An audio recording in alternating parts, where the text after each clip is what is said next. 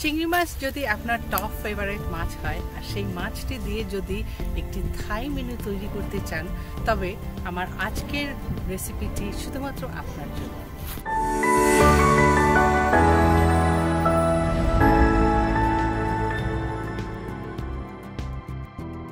আপনাদের জন্য আমার আজকের মেনু চমৎক, যার অর্থ হলো শ্রিম্প ফ্রাইড রাইস, অবশ্যই থাই স্টাইল।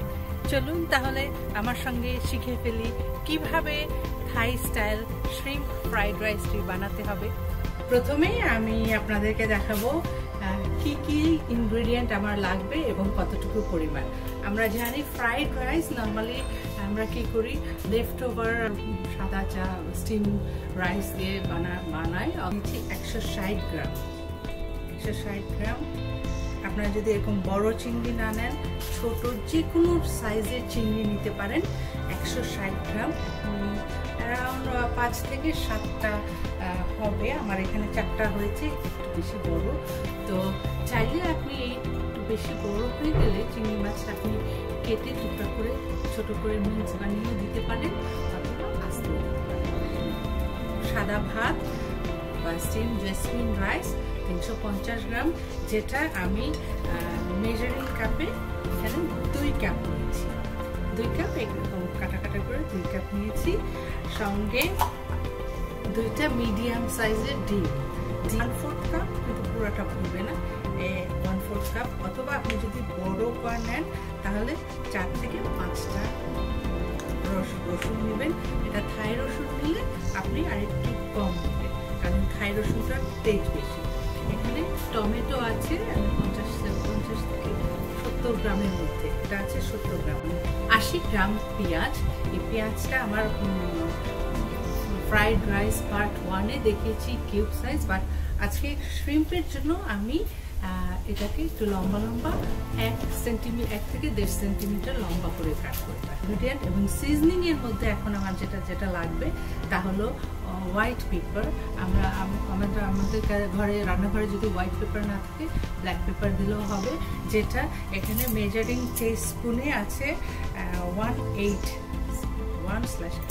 মানে এইটার আমি 1 চামচ নিচ্ছি, বা আমি 10-12টা নেব।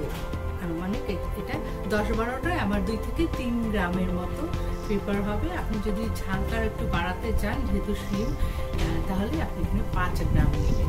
অথবা আপনি যদি হোয়াইট পেপার পাউডার নেন তাহলে 1/2 টিস্পুন নিতে পারেন, তাহলে খুব মজা হবে। আর আমার এখানে লাইট সয়া সস আছে, আমি লাইট সয়া সস নেব 1 টেবিল স্পুন। ফিশ সস নিব 1 টেবিল স্পুন, অর্থাৎ 2 টেবিল স্পুন। আর একটা চিলি সস হলো ওয়েস্টার সস। এই ওয়েস্টার সসটা আমি হাফ চা চামচ। এটা আমি যখন শ্রিম্পটা প্রিপেয়ার করবো, শ্রিম্পটা প্রিপেয়ার করার পরে পরিষ্কার করে ধুয়ে এই 1/2 টিস্পুন ওয়েস্টার সস দিয়ে মিলিয়ে ঠান্ডা করবো 5 থেকে 10 মিনিট। সঙ্গে আমার সাদা চিনিটা নেব 1/2 টিস্পুন। চলুন তাহলে রান্না শুরু করে ফেলি।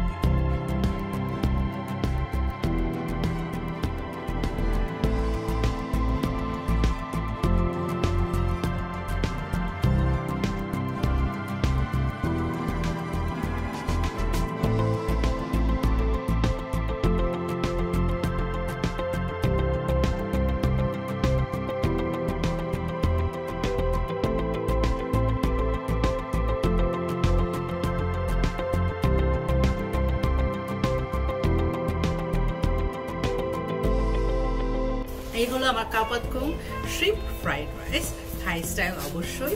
তো আমার সঙ্গে থাকার জন্য আপনাদের সবাইকে আবারও অশেষ ধন্যবাদ। Please like, share and subscribe my channel মজার থাই কিচেন। সঙ্গে থাকার জন্য আরও একটিবার ধন্যবাদ। Bye bye. আপনাদের জন্য আমার আজকের রেসিপি খাও ভাত কুম, যার অর্থ হলো shrimp fried rice.